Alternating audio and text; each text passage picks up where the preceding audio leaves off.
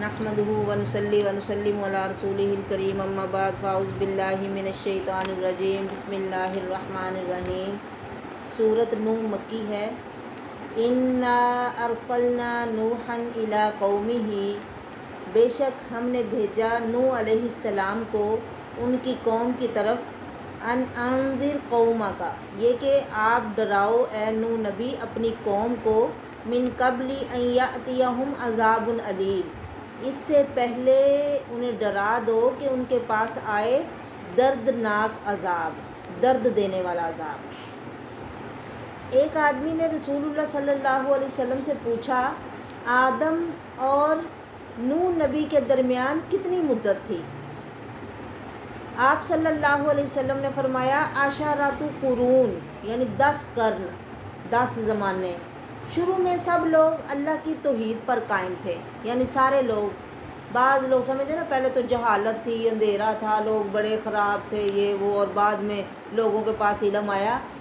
शुरू से ही इंसानियत की इब्तदा, पहला इंसान कौन है? आदम अलैहिस्सलाम, और वो अल्लाह के नबी थे जिन्हें अल्लाह ने इल्म दे के भेजा था। यानी इंसानियत की इब्तदा इल्म से हुई है, जहालत या अंधेरे से नहीं, ठीक है, रोशनी से हुई। और 10 ज़मानों तक, 10 करून तक लोग तौहीद पर ही कायम थे, शिरक और बुत परस्ती का वजूद नहीं था। फिर शैतान के सिखाने से बुत परस्ती शुरू हुई, तो अल्लाह ताला ने इन्हें शिरक से मना करने और अल्लाह वाहिद की इबादत की तबलीग के लिए नूह अलैहिस्सलाम को नबी बनाकर भेजा। आप अल्लाह ताला के पहले रसूल हैं जो ज़मीन वालों की तरफ भेजे गए। रिसालत मिलने के बाद आप अलैहिस्सलातु वस्सलाम 950 साल तक अपनी कौम को समझाते रहे। जब वो नाफरमानी से बाज ना आई तो इन्हें पानी के तूफ़ान से गर्क कर दिया गया।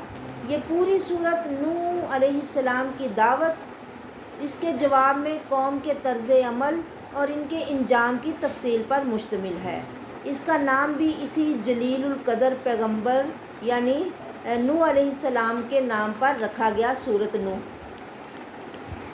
अब नूह अपनी कौम को डराने के लिए आए कि उन्हें दर्दनाक अज़ाब से बचाएं, दर्दनाक अज़ाब से उन्हें डराएं।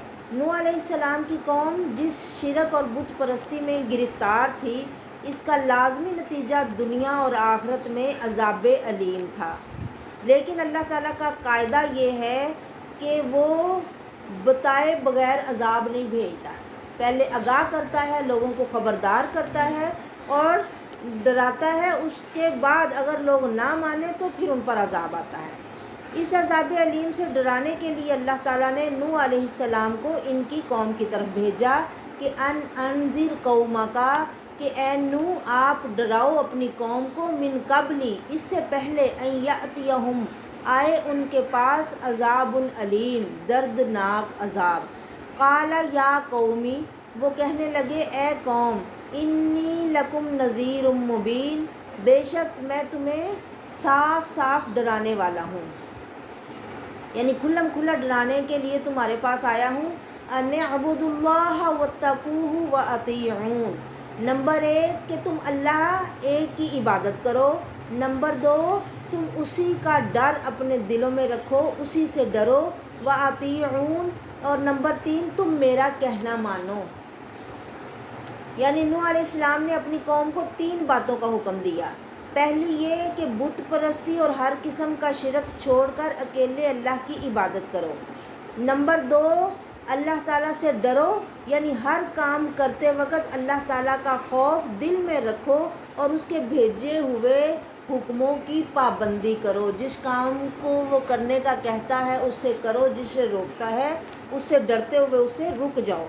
तीसरी बात ये कि मेरा हुक्म मानो, यानी मैं नबी की बात मानो, क्योंकि मैं अल्लाह का रसूल हूँ। अल्लाह की इबादत वही कबूल है जो रसूल के बताए हुए तरीके पर होगी। कोई अपनी मर्ज़ी से इबादत करे या कोई अच्छा करे तो वो काबिल कबूल नहीं है। नबी का तरीका होना ज़रूरी है। तीनों का खुलासा ये है कि तौहीद, यानी एक अल्लाह को माना जाए, शरीयत इलाही की पाबंदी की जाए और نمبر 3 رسول اللہ صلی اللہ علیہ وسلم کا کہنا مانا جائے۔ یغفر لکم من ذنوبکم، یغفر لکم وہ معاف کر دے گا تمہیں، من ذنوبکم تمہارے گناہ، وَيُؤَخِّرْكُمْ اور وہ تمہیں ڈھیل دے گا، اِلیٰ اجل مسمى ایک مقرر وقت تک، ان اجل اللہ اذا جاء لا یؤخر کیونکہ جب اللہ کا ٹائم آ جاتا ہے، وقت آ جاتا ہے، اسے کوئی مؤخر نہیں کر سکتا، اسے کوئی پیچھے نہیں کر سکتا۔ لو کنتم تعلمون کاش تم لوگ یہ بات جان لو کہ اللہ کا آیا وقت کوئی روک نہیں سکتا۔ اب اجل مسمى سے کیا مراد ہے؟ یعنی ایک تو ہر بندے کی موت کا وقت ہے نا، یعنی طبی طور پہ کسی کو موت کا آنا، وہ کافر ہو یا مومن، ہر ایک پر اس کے لکھے ہوئے کے مطابق آنا ہی آنا ہے، اسے کوئی نہیں روک سکتا، وہ اپنے وقت مقرر پر آ کے رہے گی۔ البتہ ایمان لے آؤ گے تو اللہ تعالیٰ اس عذاب سے جو کفر کے نتیجے میں آتا ہے تمہیں محفوظ کر لے گا۔ یعنی جو کافروں پہ ایک وقت مقرر پہ آنے والا عذاب ہے نا، اگر تم مان لو گے تو اس سے بچ جاؤ گے، ورنہ موت کا تو وقت مقرر ہے، وہ تو اپنے وقت پہ آ ہی جاتی ہے ہر ایک کو، خواہ وہ کوئی مومن ہو یا کافر۔ اس وقت مقرر سے مراد وہ وقت ہے جو اللہ تعالیٰ کے علم میں کسی قوم پر عذاب کے لیے مقرر ہوتا ہے۔ یعنی کاش تمہیں اس بات کا یقین ہو جائے کہ وہ وقت آنے پر مہلت ختم ہو جائے گی، پھر ایمان لانے کا کوئی فائدہ نہیں ہوگا، تو تم اس سے پہلے ایمان لے آؤ۔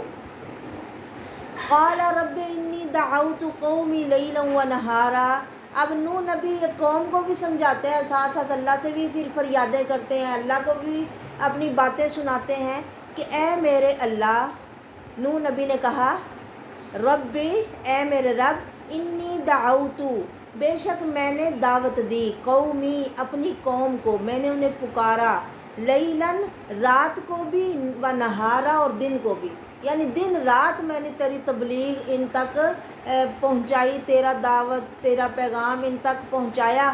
فلم یزدہم دعائی الا فرارا، بس نہیں زیادہ کیا ان کو میرے پکارنے نے، میری دعوت نے، مگر فرار ہونے میں، یعنی میری دعوت کا انہیں فائدہ کچھ نہیں ہوا، بلکہ یہی اسی چیز میں انہوں نے زیادتی کی کہ یہ اور زیادہ دور بھاگے، یعنی میرے سے ہی یہ دور جانے لگے کہ اس کے پاس کھڑے ہو گئے تو یہ یہی باتیں کرے گا، لہذا وہ میرے سے دور نکل جاتے ہیں، بھاگ جاتے ہیں۔ وَإِنِّي كُلَّمَا دَعَوْتُهُمْ اور بے شک جب بھی میں نے انہیں پکارا، لِتَغْفِرَ لَهُمْ تاکہ تو انہیں معاف کر دے اے میرے رب، جعلوا وہ کر لیتے ہیں اصابعہم اپنی انگلیاں، فی آذانہم اپنے کانوں میں، یعنی کانوں میں انگلیاں ڈال لیتے ہیں کہ اس کی بات نہ سنو، واستغشوا ثیابہم اور اپنے اوپر کپڑے اوڑھ لیتے ہیں، وَأَسَرُّوا اور وہ اڑ گئے، وَاسْتَكْبَرُوا اور انہوں نے تکبر کیا، اپنے آپ میں بڑے بن بیٹھے کہ ہم اس کی بات کیوں مانیں، استکبارا بہت بڑا انہوں نے یعنی تکبر کیا، بہت بڑا تکبر کرنا۔ نوح علیہ السلام اللہ تعالیٰ کے حکم کے مطابق اپنی قوم کو اللہ کا پیغام پہنچاتے رہے۔ آپ اندازہ لگاؤ کہ 950 سال تک تبلیغ کرتے رہے، کوئی ایک دو دفعہ بات نہ مانے، ہمارا دل نہیں کرتا اسے دوبارہ بات کہ ہم اسے کہیں، تو اب نبی کا حوصلہ، اللہ اکبر اللہ اکبر، اللہ کے کتنے فرما بردار کے سینکڑوں سال اللہ کے دین کی تبلیغ کرتے رہے، پر چند تھوڑے آدمیوں کے علاوہ کسی نے ایمان قبول نہیں کیا۔ نوح علیہ السلام ان سے ہر طرح سے مایوس ہو گئے، تو انہوں نے اللہ تعالیٰ کے حضور یہ درخواست پیش کی، اللہ کے سامنے یہ گریہ کیا، یہ دعا کی کہ اے میرے رب، میں نے اپنی قوم کو رات دن دعوت دی، یعنی کوئی وقت نہیں چھوڑا جس میں دعوت نہ دی ہو۔ حقیقت یہ ہے کہ نوح علیہ السلام نے جتنا لمبا عرصہ مسلسل دعوت میں گزارا، اس کی کوئی مثال نہیں ملتی، یعنی ایسے اتنا لمبا عرصہ کسی اور کا نہیں ہے۔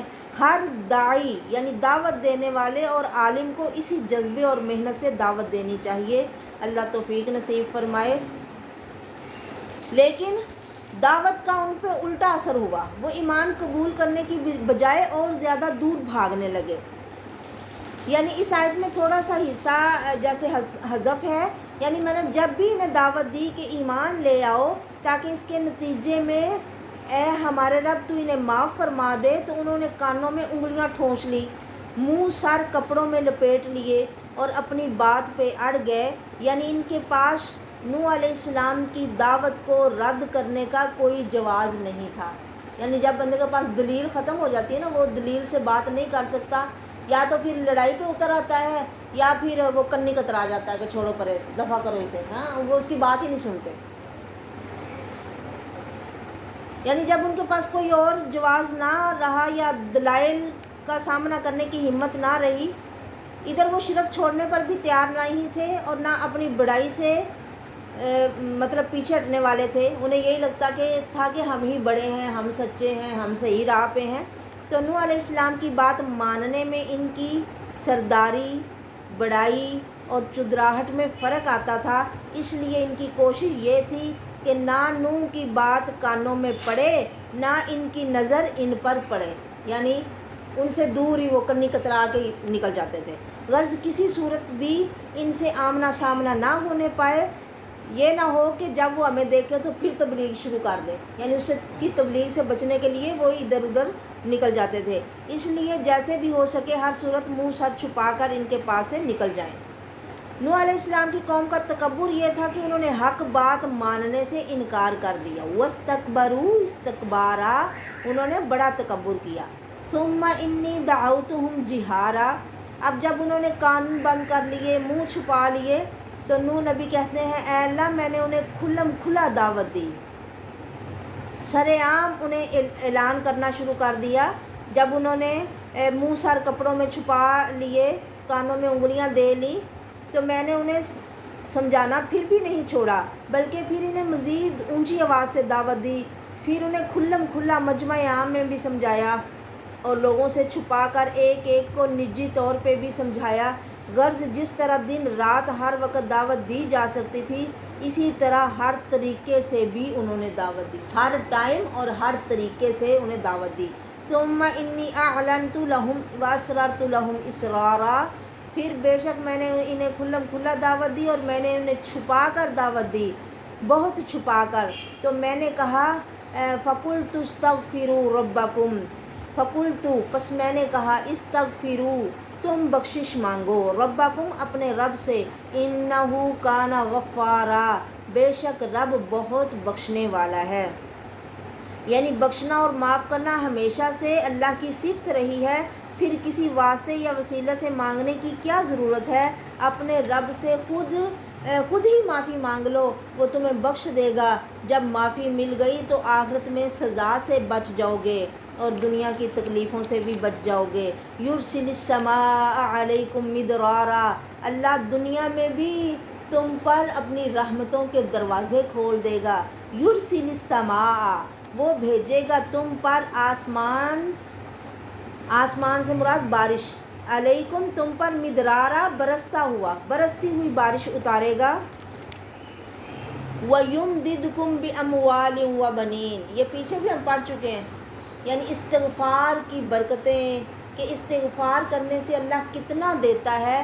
فرمایا رب آسمان سے بارشیں برساتا ہے، اور آپ کو پتہ زمین پہ جتنی بھی خوشحالی اور فراوانی ہوتی بارش کی وجہ سے ہی ہوتی ہے، کہ بارش اچھی برسے برکت والی رحمت والی تو زمین بھی انگوریاں نکالتی ہے، زمین سے پھل پھول اچھی اناج اچھے پھل پھول نکلتے ہیں، وہ کھانے سے انسانوں میں بھی طاقت آتی ہے، انسان بھی طاقتور اور قوی ہو جاتے ہیں۔ پھر اللہ تعالیٰ ان انسانوں کو بھی مطلب رنگ لگاتا ہے، ان کو مال، وَيُمْدِدْكُمْ بِأَمْوَالٍ وَبَنِينَ، وہ مدد کرے گا تمہاری جب تم استغفار کرو گے، بخشش مانگو گے، وہ بارش برسائے گا اور تمہاری مدد کرے گا مال کے ساتھ، وَبَنِينَ اور بیٹوں کے ساتھ۔ اللہ اکبر، اور یہی لوگوں کو پسند ہے، بیٹے اور مال و دولت ہو۔ اللہ اکبر، یہ کب ملے گا؟ جب تم بخشش مانگو گے، اللہ سے معافیاں مانگو گے، استغفار کرو گے۔ نبی علیہ الصلوۃ والسلام نے فرمایا جو لازم پکڑ لے تم میں سے استغفار کو۔ اب کئی لوگ سمجھتے ہیں استغفار کرنا مطلب استغفار استغفار استغفار ایسے پڑھنا ہے، حالانکہ ایسے نہیں ہے۔ استغفار نام ہے استغفر اللہ کہنے کا، یعنی تم استغفار کرو کا مطلب کیا ہے کہ اللہ سے معافیاں مانگو، بخشش مانگو، کہو استغفر اللہ، اللہ میں تجھ سے بخشش چاہتی ہوں، معافی مانگتی ہوں، تو مجھے معاف فرما، یعنی یوں پڑھو۔ اور یہ کم از کم ہمیں دن میں 100 دفعہ کہنا چاہیے۔ نئی نماز میں کے بعد تو 3 دفعہ ہی صرف پڑھنا ہوتا ہے نا، اللہ اکبر، استغفر اللہ، استغفر اللہ، استغفر اللہ۔ اور باقی مطلب چلتے پھرتے اٹھتے بیٹھتے بندہ اپنے اوپر غور کرے کہ ہم کتنی نافرمانیاں کرتے ہیں اور اللہ ہم پہ کس قدر رحمتیں کر رہا ہے، کتنی برکتیں ہیں اس کی، تو کیوں نہ پھر ہم تب پڑھیں، اس کی نعمتوں کی تعریف کریں اور اپنے لیے معافیاں مانگیں کہ اللہ ہمیں معاف فرما۔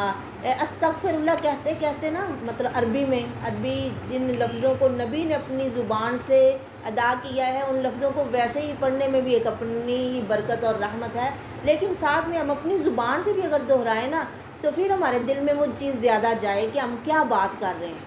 استغفر اللہ، استغفر اللہ، ایک تو بس بغیر سمجھے یہ ایک پوری تسبیح بندہ کر لے، اور ایک یہ ہے کہ سمجھ کے بندہ کہے کہ اللہ تو مجھے معاف کر دے، سوچ کے بات کرے، تو پھر وہ بات جو منہ سے نکل کے دل میں بھی اترے اور کانوں میں بھی جائے، وہ زیادہ پر اثر ہوتی ہے۔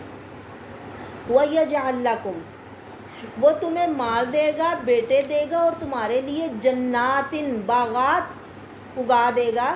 وَيَجْعَلْ لَكُمْ أَنْهَارًا، اور تمہارے لیے پانی کی کوئی کمی نہیں ہوگی، نہریں جاری کر دے گا، خود بھی پیو نہاؤ اور اپنے باغوں کو بھی، اپنے جانوروں کو بھی، یعنی پانی کی کوئی کمی نہیں ہوگی۔ اور پانی کی فراوانی سے اللہ اکبر، اللہ اکبر، ہر طرف سے فراوانی آتی ہے۔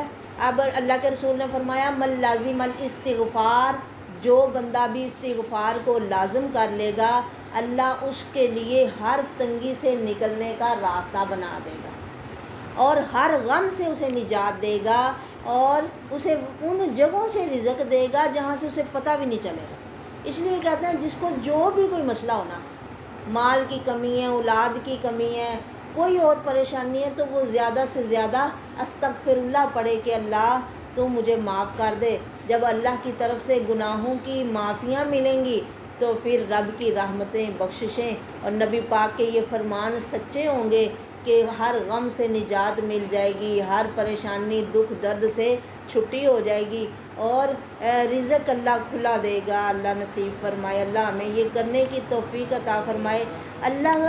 اللہ کی رحمتیں، برکتیں بے بہا ہیں، بس کمی ہمارے اندر ہی ہے کہ ہم کرتے نہیں ہیں۔ اللہ ہمیں کرنے کی توفیق نصیب فرمائے ویسے جیسے ہمارے نبی علیہ الصلوۃ والسلام نے ہمیں بتایا ہے۔ اب نوح نبی علیہ الصلوۃ والسلام انہیں بات سمجھا رہے ہیں کہ لوگوں معافیاں مانگو، معافیاں مانگو اللہ سے، وہ تم پہ بارشیں برسائے گا، مال دے گا، بیٹے دے گا، باغات دے گا، نہریں جاری کر دے گا۔ مَا لَكُمْ لَا تَرْجُونَ لِلَّهِ وَقَارًا، تمہیں کیا ہے کہ تم اللہ کی عظمت سے نہیں ڈرتے؟ یعنی نوح علیہ السلام نے اپنی قوم کو بتایا کہ اللہ تعالیٰ پر ایمان لا کر اس سے بخشش مانگنے سے صرف تمہاری آخرت ہی درست نہیں ہوگی، بلکہ اللہ تعالیٰ دنیا میں بھی بے شمار نعمتیں عطا فرمائے گا۔ وہ تم پر موسلا دار بارشیں برسائے گا، قسم قسم کے مالوں سے اور بیٹوں کے ساتھ تمہاری مدد کرے گا، تمہیں باغات اور نہریں عطا فرمائے گا۔ نوح علیہ السلام کے علاوہ ہمارے نبی کریم صلی اللہ علیہ وسلم اور دوسرے انبیاء علیہ السلام نے بھی اپنی اپنی قوم کو ایمان اور استغفار سے آخرت میں حاصل ہونے والی نعمتوں کے علاوہ ان سے حاصل ہونے والی دنیاوی برکتیں بھی بتائیں، جیسے صورت ہود میں ہے، مائدہ میں، صورت اعراف میں ہے کہ بارش کی ضرورت ہو یا مال اور اولاد کی کسی بھی نعمت کی ضرورت ہو تو اللہ تعالیٰ سے استغفار کرنا چاہیے۔ ان آیات سے یہی معلوم ہوتا ہے کہ استغفار کرنے سے بارشیں ہوں گی، مال، اولاد اور ہر طرح کی نعمت اللہ عطا فرمائیں گے۔ اللہ کرنے کی توفیق نصیب فرمائے۔ اب تمہیں کیا ہے کہ لا ترجون للہ وقارا، تم اللہ کے لیے اللہ کی عظمت سے ڈرتے ہی نہیں ہو، اللہ کا وقار کرتے ہی نہیں ہو۔ 7ویں سپارے میں فرمایا نا وما قدر اللہ حق قدرہ، تم لوگوں نے تو اللہ کی قدر ہی نہ جانی جیسے اس کی قدر جاننی چاہیے تھی۔ یہاں کسی کے پاس تھوڑا سا کچھ ہو، لوگ اس کی کتنی عزت کرتے ہیں، کیا رسپیکٹ اسے دیتے ہیں، کیا اس کی شان بلند کی جاتی ہے۔ تو اللہ اکبر، جو اتنی شانوں والا ہے اس کی شان تمہارے دل میں ہے ہی نہیں ہے، اس کی قدر ہی نہیں ہے تمہارے دل میں۔ لا ترجونا رجا یرجو رجاءن، امید رکھنا، اس کا معنی عقیدہ رکھنا اور ڈرنا بھی آتا ہے، کیونکہ یہ دونوں چیزیں اور امید آپس میں لازم و ملزوم ہیں۔ یعنی تمہیں کیا ہے کہ اپنے بتوں کی عظمت تو تمہارے دلوں میں بہت ہے، مگر تم اللہ تعالیٰ کی عظمت کا عقیدہ نہیں رکھتے۔ دوسرا معنی یہ بھی ہے کہ تم اللہ کی عظمت سے نہیں ڈرتے۔ اگر تم اس کے وقار اور عظمت کے معتقد ہوتے اور تمہیں اس کا خوف ہوتا تو اس کے ساتھ ایسی ہستیوں کو کبھی شریک نہ بناتے جو اس کے مقابلے میں کوئی وقار اور کوئی عظمت نہیں رکھتی۔ ان سے ڈرتے ہو، وہ سب کچھ کرتے ہو، اور اللہ کا کوئی ڈر ہی نہیں ہے تمہارے دل میں۔ الم تروا کیف خلق اللہ سبع سماوات طباقا، الم تروا، کیا تم نہیں دیکھتے کہ کیسے اللہ نے پیدا کیا 7 آسمانوں کو اوپر نیچے۔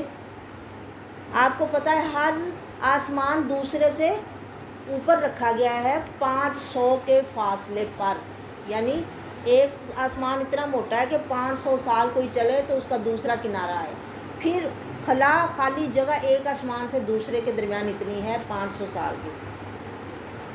کیا تم اس بات میں غور و فکر نہیں کرتے؟ وَقَدْ خَلَقَكُمْ أَطْوَارًا، اور اس نے تمہیں اطوارا کئی حالتوں میں پیدا کیا، مختلف طور سے پیدا کیا، یعنی اپنی حالت پہ تو انسان تو غور کر۔ یعنی حقیقت حال یہ ہے کہ اللہ تعالیٰ کی عظمت کے دلائل خود تمہاری ذات میں موجود ہیں، اس نے تمہیں مختلف اطوار میں پیدا فرمایا ہے۔ دیکھو، پہلے انسان مٹی، پھر نطفہ، پھر علقہ یعنی خون کا لوتھڑا، پھر مضغہ ایک بوٹی، پھر ہڈیاں، پھر ان پر گوشت، پھر بہترین شکل و صورت کا انسان جس کا ہر روز نئے سے نیا انداز ہوتا ہے۔ اللہ اکبر، اللہ اکبر۔ بچپن، جوانی، بڑھاپا، پھر موت، اتنے اتوار کے بعد دوبارہ پیدا کرنا اس کے لیے کیا مشکل ہے؟ یعنی کوئی ہماری زور ہمارا تو نہیں لگتا نا، کوئی ہماری محنت تو نہیں ہوتی کہ ہم بچپن سے جوان ہو جاتے ہیں، اللہ کرتا ہے نا۔ ہم نہیں بھی چاہتے تو یہ تبدیلیاں ہمارے اندر آ رہی ہیں ہماری محنت کوشش کے بغیر ہی ہیں۔ جوانی سے پھر خود ہی انسان بڑھاپے میں جانا شروع ہو جاتا ہے، وہ نہ بھی چاہے تو ہر دن اس کو بوڑھا کر رہا ہے، اسے کمزور کر رہا ہے، اس کو لاغر کر رہا ہے، اس کو کمزور کر رہا ہے۔ تو ایسے ہی جب تم نہیں چاہتے تو موت کی وادی میں چلے جاتے ہو، اور جب نہیں تمہارا ایمان، پھر بھی اللہ تمہیں مرنے کے بعد اٹھا لے گا۔ جیسے بچپن سے جوانی اور جوانی سے بڑھاپے اور بڑھاپے کے بعد موت میں چلے جاتے ہو، ایسے وہ اللہ تمہیں دوبارہ بھی پیدا کر سکتا، اس کے لیے کچھ مشکل نہیں۔ اگر تم ایسے خالق کی عظمت کا خیال نہ کرو اور اس کے حضور پیش ہونے کو مشکل سمجھتے رہو تو یہ کتنے تعجب کی بات ہے۔ وَقَدْ خَلَقَكُمْ أَطْوَارًا، اس کا دوسرا مطلب یہ بھی ہوتا ہے کہ تمہیں مختلف انداز میں پیدا فرمایا، کہ کوئی ایک شخص بھی شکل و صورت میں، قد و قامت میں، رنگ روپ میں، آواز میں، ذہنی صلاحیتوں میں، غرض کسی بھی چیز میں دوسرے سے نہیں ملتا۔ اللہ اکبر، اللہ اکبر۔ وَقَدْ خَلَقَكُمْ أَطْوَارًا، یہی بات سورۃ روم میں بھی اللہ نے بیان کی۔ پھر آگے فرمایا کہ تم نہیں دیکھتے، الم تروا کیف خلق اللہ سبع سماوات طباقا، کہ اللہ نے تم یہ نہیں دیکھتے کہ اللہ نے کیسے 7 آسمان اوپر نیچے بنائے۔ وَجَعَلَ الْقَمَرَ فِيهِنَّ نُورًا وَجَعَلَ الشَّمْسَ سِرَاجًا، اور اس نے چاند کو ان میں نور بنایا اور سورج کو چراغا، روشن چراغ بنا دیا۔ وَاللَّهُ أَنبَتَكُم مِّنَ الْأَرْضِ نَبَاتًا، اور اس نے زمین میں تمہیں خاص طریقے سے اگایا۔ اللہ اکبر، اللہ اکبر۔ تمہیں بھی اگایا اور پھر تمہاری نسلوں کو بھی، تمہارے رزق کو بھی، اور تمہارے جانوروں کو بھی، تمہارے جانوروں کے رزق کو بھی۔ اللہ اکبر، اللہ اکبر۔ وَاللَّهُ أَنبَتَكُم نَّبَاتًا ثُمَّ يُعِيدُكُم فِيهَا، پھر وہ تمہیں اسی میں لٹائے گا۔ وَيُخْرِجُكُمْ إِخْرَاجًا، وہ تمہیں اسی سے نکالے گا۔ اللہ اکبر، اللہ اکبر۔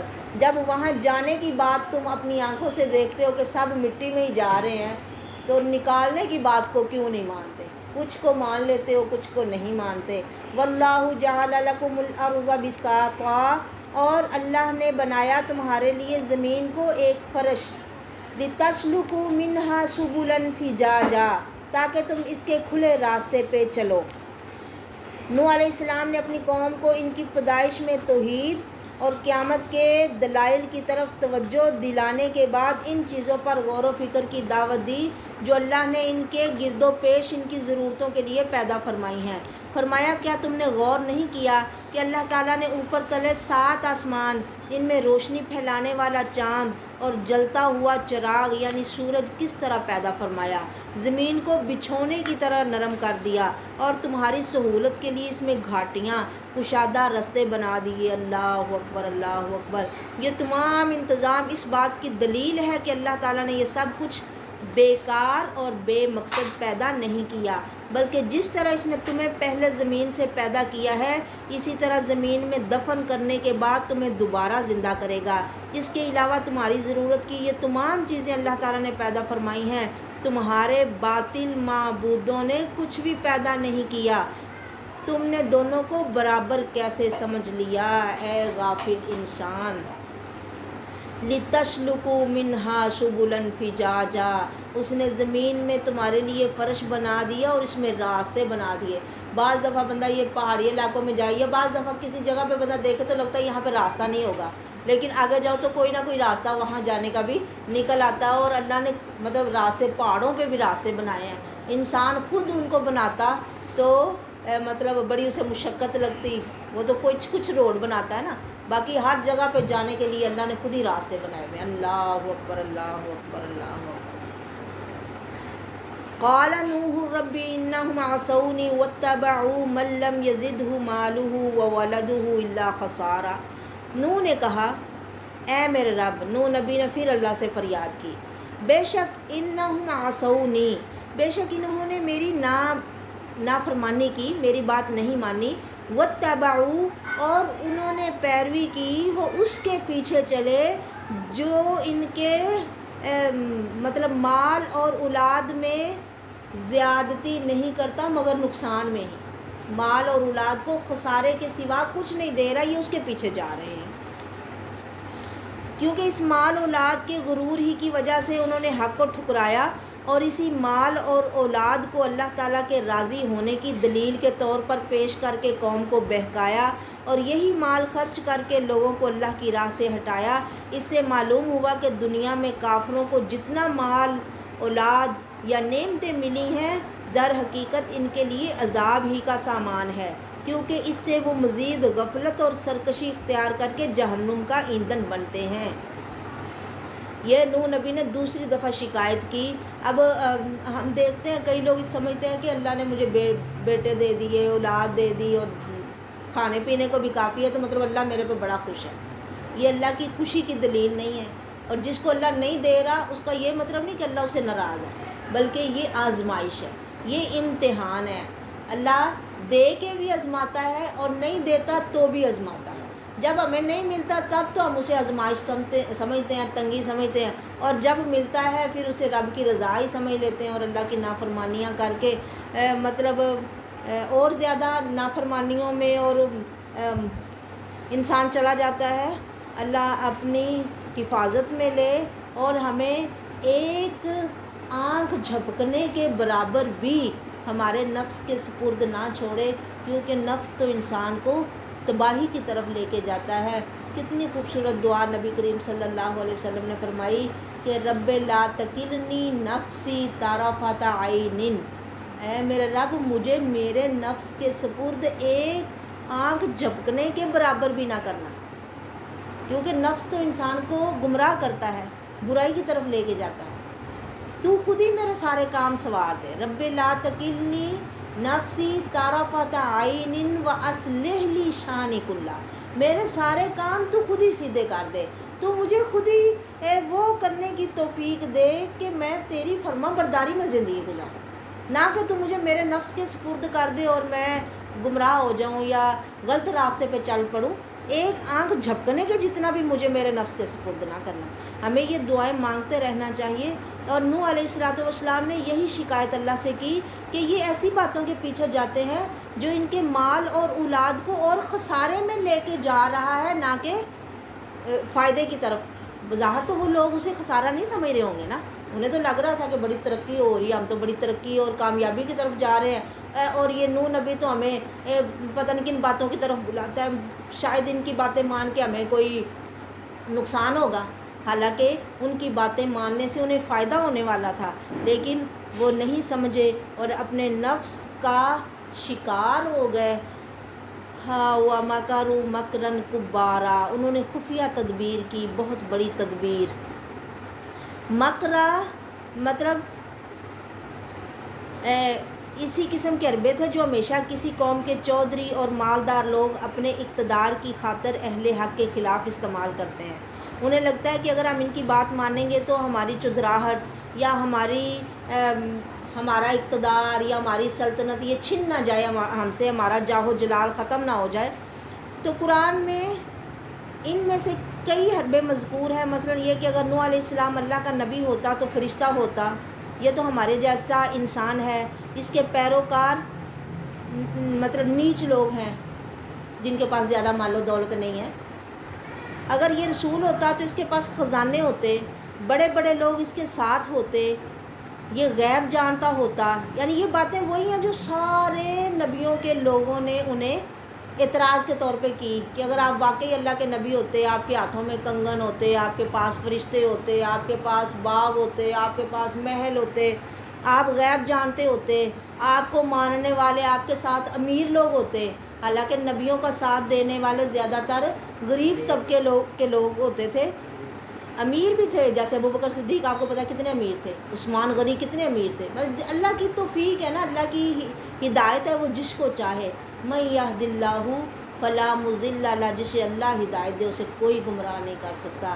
دل اللہ کے قبضے میں، اس لیے ہر وقت اللہ سے دعا کرتے رہنا چاہیے، اللہ ہمارے دلوں کو اپنی ہدایت پہ چلا اور ہدایت پہ، دین پہ، نبی کی فرما برداری پہ اسے ثابت قدم رکھ. اور وہ لوگ نبی کو اس طرح کی اعتراض کرتے، اس طرح کے مطلب مکر کرتے کہ آپ لوگ تو سرداری چاہتے ہو، کبھی نبی کو کہہ دینا یہ تو دیوانہ ہے. اور ایسی ہی باتیں ہمارے نبی صلی اللہ علیہ وسلم کے خلاف بھی ان لوگوں نے کی.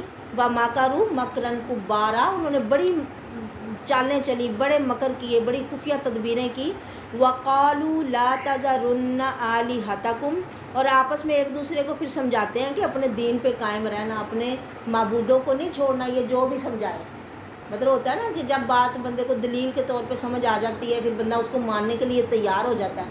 تو وہ کہتے ہیں نہیں نہیں، یہ تو کوئی جادو کر رہا ہے تم پہ کہ جو تم پھسل رہے ہو اپنے دین سے، اپنے دین پہ قائم رہنا. اب نوح نبی کے لوگوں نے کہا آپس میں ایک دوسرے کو کہ اپنے معبودوں کو نہ چھوڑنا. لا تذرن آلہتکم، نہ تم ہرگز چھوڑنا اپنے معبودوں کو. ولا تذرن ودا ولا سواعا ولا یغوث ویعوق ونسرا، اور نہ تم چھوڑنا ود کو اور نہ سوا کو، نہ یغوث کو، نہ یعوق کو اور نہ نصر کو.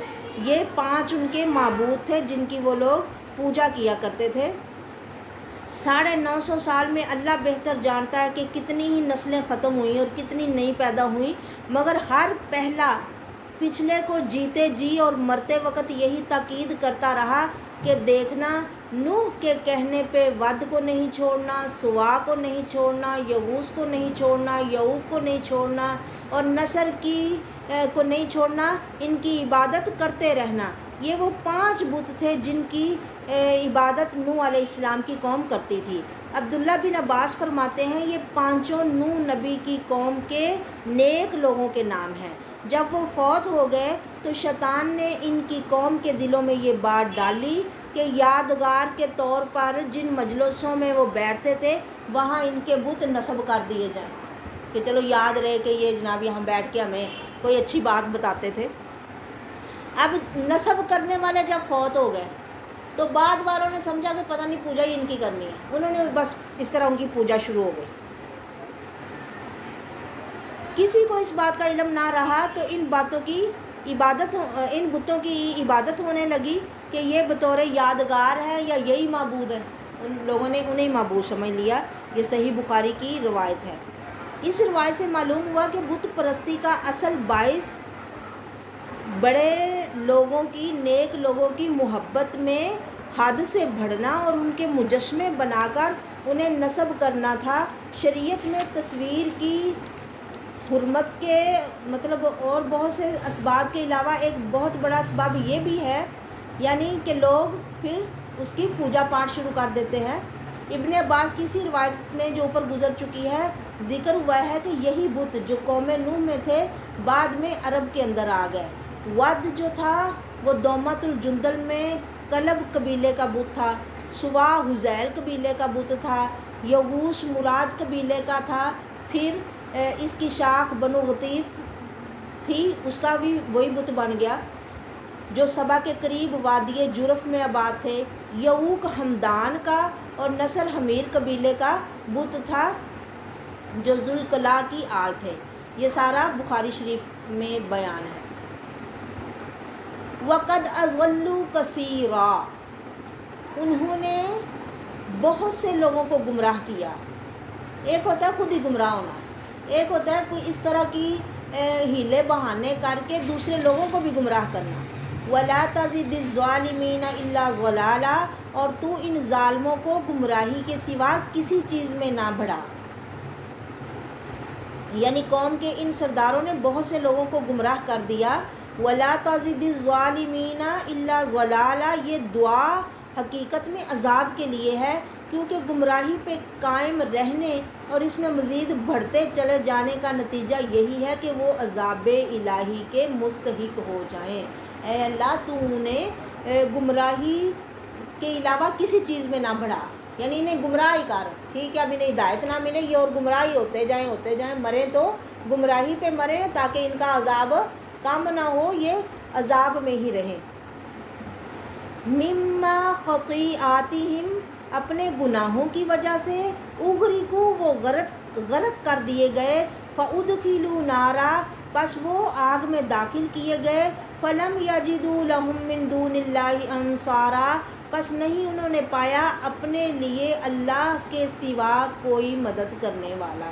وقال نوح رب لا تذر علی الارض من الکافرین دیارا، نوح نبی نے کہا اے میرے رب نہ تو چھوڑ زمین پر کافر کا کوئی ایک گھر بھی۔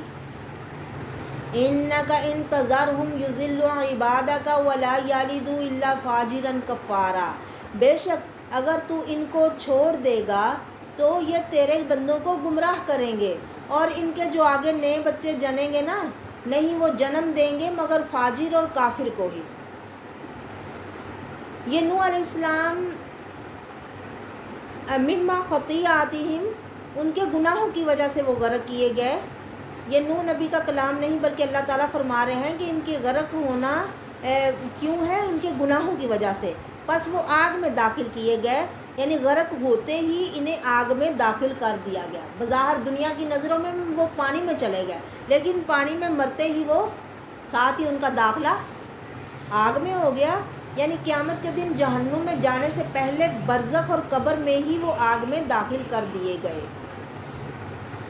یہ آیت اور سورۃ مومن کی آیت 45 اور 46 عذاب قبر کی زبردست دلیلیں ہیں۔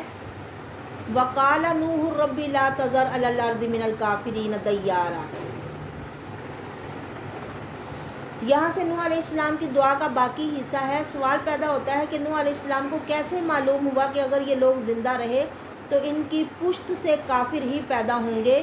جواب یہ ہے کہ یہ بات اللہ تعالیٰ نے خود نوح علیہ السلام کو بتا دی تھی کہ آپ کی قوم میں سے جو لوگ ایمان لا چکے ہیں ان کے علاوہ اب کوئی شخص ایمان قبول نہیں کرے گا۔ یہ بات معلوم ہونے کے بعد نوح علیہ السلام نے دعا کی کہ اے میرے اللہ زمین پر ان کافروں میں سے ایک دیار بھی نہ چھوڑنا۔ دیار مطلب گھر، دارا یہ دور، دوران کا مطلب گھومنا بھی ہو سکتا ہے، یعنی ایک پھرنے والا بھی نہ چھوڑنا، ایک کسی گھر میں بسنے والا ایک فرد بھی نہ چھوڑنا۔ رب اغفر لی ولی والدی، اور نوح علیہ السلام نے دعا کی، اس دعا کا یہاں ذکر ہے، اے میرے رب بخش دے مجھے، رب اغفر لی۔ اب نوح علیہ السلام کتنے اللہ کے فرما بردار ہیں، پھر بھی اپنے لیے بخشش کی دعائیں کر رہے ہیں، اللہ اکبر اللہ اکبر۔ ہمارے نبی بھی دن میں 70 سے 100 دفعہ استغفار کیا کرتے تھے، تو ہمیں تو اور ہی زیادہ کرنا چاہیے، پر سنت پہ عمل کرتے ہوئے ہم 100 دفعہ بھی کر لیں تو یہ کافی ہے۔ رب اغفر لی، اے میرے رب مجھے بخش دے، ولی والدیہ، اور میرے والدین کو بھی بخش دے، ولی من داخلہ، اور جو کوئی بھی داخل ہو جائے بیتیا میرے گھر میں، مومنن ایمان لا کر، مومن بن کر، اسے بھی تو بخش دینا، وللمومنین والمومنات، اور جتنے بھی مومن مرد ہیں اور مومن عورتیں ہیں سب کو تو بخش دے، ولا تزد الظالمین الا تبارا، اور ظالموں کو ہلاکت کے سوا کسی چیز میں نہ بڑھا۔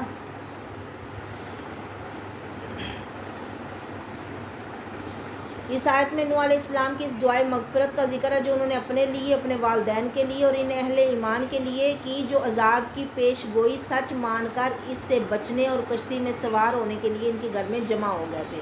اس کے ساتھ ہی انہوں نے پہلے تمام مومن مردوں اور عورتوں کے لیے بخشش کی دعا کی۔ اللہ اکبر، کیا خوبصورت دین ہے، یعنی جسے تم نہیں بھی جانتے وہ پہلے کے ہی مومن ہیں، ان سب کے لیے بھی دعا نا، وللمومنین والمومنات، اور مردوں، مومن مردوں اور مومن عورتوں کی مغفرت کے لیے دعا کی، اور کافروں کے لیے مزید ہلاکت کی بد دعا کی۔ اس سے یہ بھی معلوم ہوا کہ نوح علیہ السلام کے والدین موحد تھے، توحید والے تھے، ایک اللہ کو ماننے والے تھے۔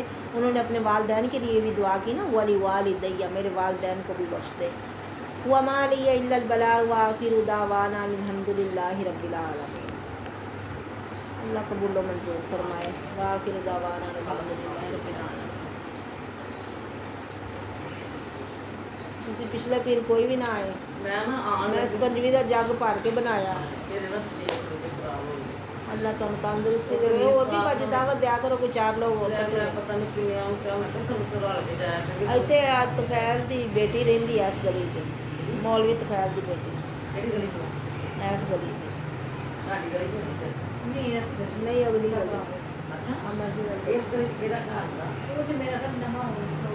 آہو نویں گھر آ جڑے شعیب کے نہیں، شعیب کا پتہ ہی نا،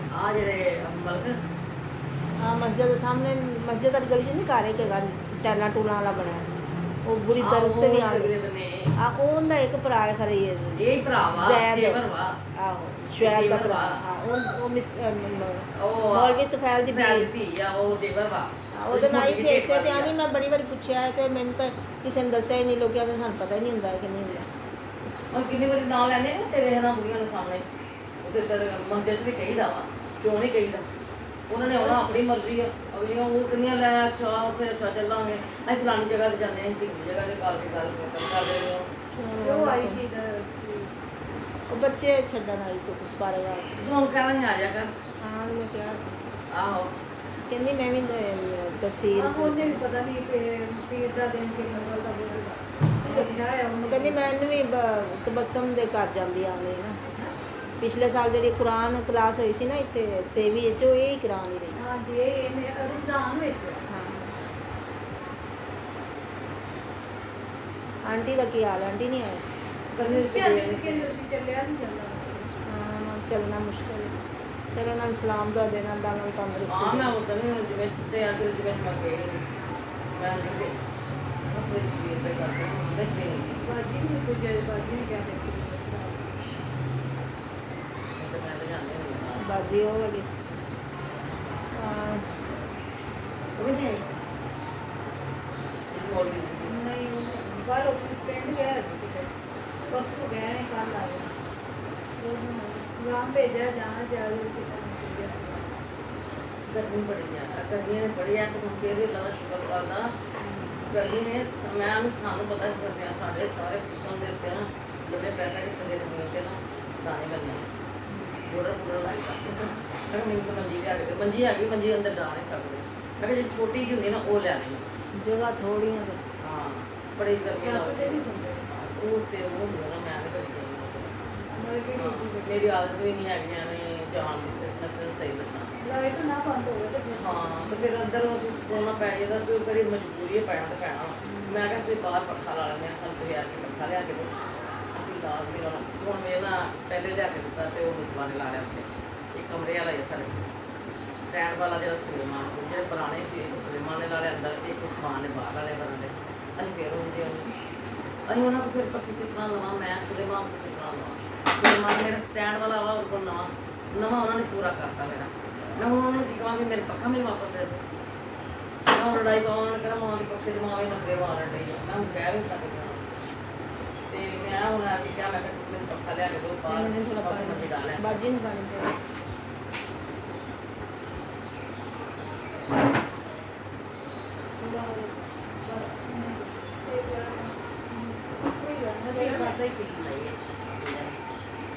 ਘੜੇ ਦਾ ਪਾਣੀ ਪੀ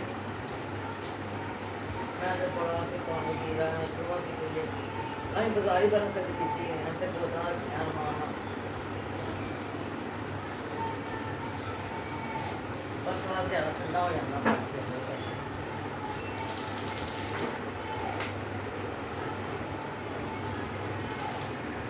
ਤੇ ਰੇਟ ਦਾ ਚੀਜ਼ਾਂ ਦਾ ਰੇਟ ਬੜਾ ਹੁੰਦਾ, ਕੱਲ੍ਹ ਤੇ ਚੜਾਈਆਂ ਸਬਜ਼ੀਆਂ ਅੱਗੇ ਥੱਲੇ ਆਉਣੇ ਆਮ ਜਿਹੜੀ ਚੀਜ਼ 60-70 ਰੁਪਏ ਵਾਲੀ ਸੀ, ਉਹ ਅਗਲੇ 200-300 ਦੀ 250 ਦੀ। ਪਕਾਉਣੀ ਵੀ ਰੋਜ਼ ਦੇ ਪਕਾਉਣ ਦਾ ਹੀ ਰੱਖਣਾ ਪਿਆ ਰਹਿੰਦਾ।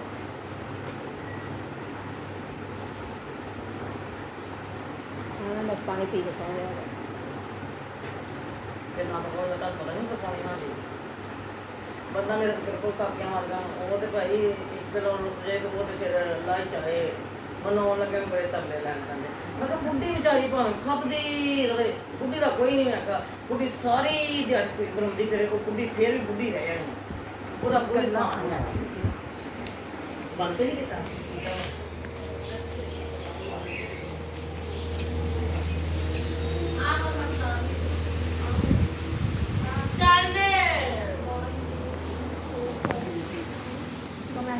ਬੰਦ ਕਰ ਦਿਓ।